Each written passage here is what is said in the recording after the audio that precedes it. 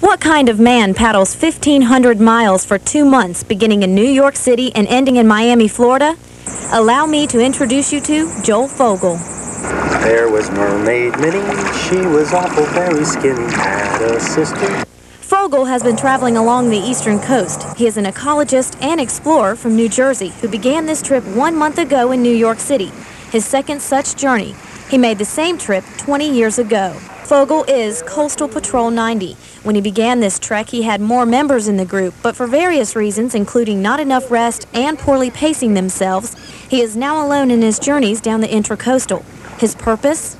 I formed the idea of Coastal Patrol, which was to essentially check on the waterways all along the East Coast. The sampling includes testing for metals and nutrients. He works with state labs as he travels through harbors, salt marshes, and bays and lagoons that comprise the intracoastal waterway. Wilmington's waters are much better off than they were 20 years ago. Contrary to popular belief, the growth in our community has helped, only because we are more knowledgeable of how fragile our community is. And I've noticed a lot of new condominiums on the north end, the south end. And this is healthy, this is good for the economy. But you have to balance that. And you have to balance it against what kind of a system do you have to handle your sewage. If you see a middle-aged man in a kayak along the East Coast, just wave hello. And remember, he's trying to do something to improve your environment. Melinda Law, WJKA Action News.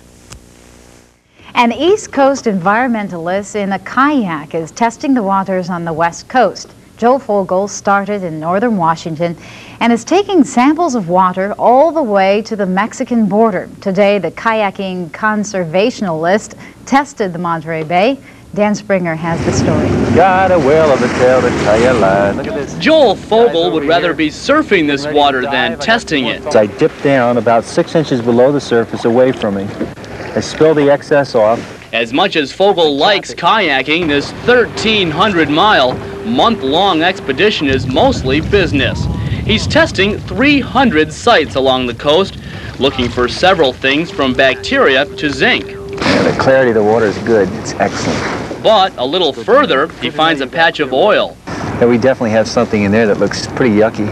Fogel is on his second water watch journey. Last summer, he covered the entire East Coast, kayaking much of it and driving the rest with a road crew. He says he waded through miles of pollution and apathy. I've watched an ecological attrition take place. Monterey's sample is added to the pile. Next, Fogel braved the waves at the Asilomar Beach in Pacific Grove. This summer, the beach had to be closed a couple of times after sewage spills. Fogel's goal is to win passage of a bill that would require uniform testing and health standards for every coastal state. The public has a right to know if their waters are safe to swim in or if the fish are safe to eat. And he wants this watery playground safe for all who use it. From here, Fogel will continue his journey southward, reaching his final destination of San Diego in about 3 weeks.